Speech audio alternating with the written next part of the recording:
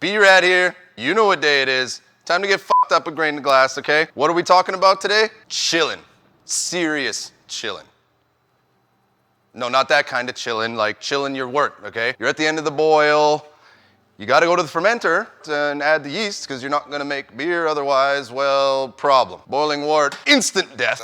They die for your yeast. Also, even if the yeast did survive to ferment, it would be the worst tasting beer of all time. When it's hot, while you're waiting for it to cool down, it's the most susceptible to infection, those creepy crawlies. You got to get the good yeast in there before the bad yeast takes over, okay? How do we do that? Okay, so I got a couple, this is the majority of methods available to homebrewers here with us today. So you've got your kettle, right? So this is your kettle. Let's pretend we just brewed a batch and there's a whole bunch of beer in there. A lot of folks start off of when you're doing extract brewing with these small pots is you don't take the chiller, you just do what's called an ice bath. So you fill up your sink, your bathtub, any vessel with some ice water and just place your kettle in there and wait. Maybe give it a little stir every once in a while, but keeping it closed is kind of better off for those bugs, right? So that method is going to take you a solid hour to chill down from boiling to, your standard pitching temp for ales, which is about 18 to 22 degrees Celsius. Works.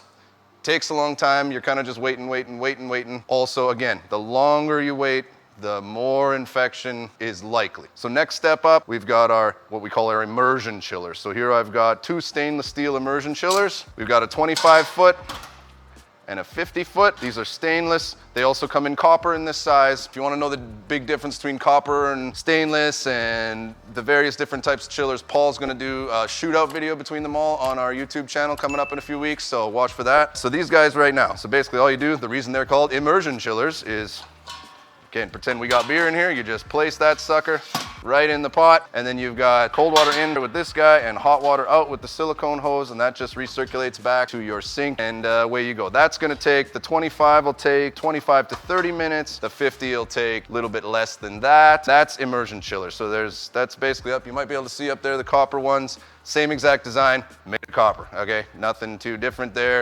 You can talk about heat transfer and all that all day long, but that's more of a Paul thing, all right? Then we get into what we call counterflow chillers.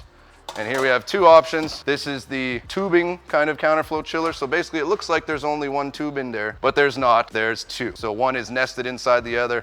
Water goes this way, wort goes that way, and they go counterflow. That's why they're called counterflow. They go opposite. This is the guy that comes with the Grain Father. There's a similar one that comes with the Brewzilla. Same exact idea, different connectors, specific for the kind of thing you're using. Then we've got, this baby. And this one here, this is my favorite. We've kind of replaced all our chillers with it here. This is the Blickman Therminator plate chiller, which is another type of counterflow chiller, but basically instead of going around and around and around, there are plates, and same thing, the water and wort go against each other. This thing is a beast. It also costs several $100s, so it's kind of a little bit much for a home brewer, but hey, we like to get fucked up around here, so this is how we do it, at least lately.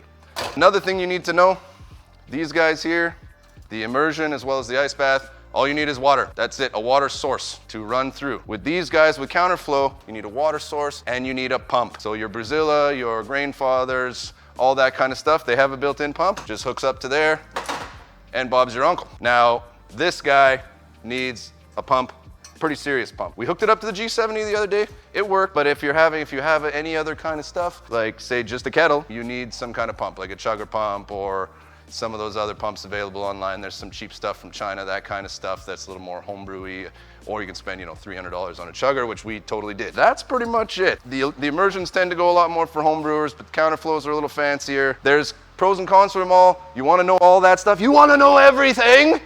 Paul Tower, I don't know everything. I know this, okay? Chill your beer, get that yeast in there before those nasties get in there. Be less fucked up.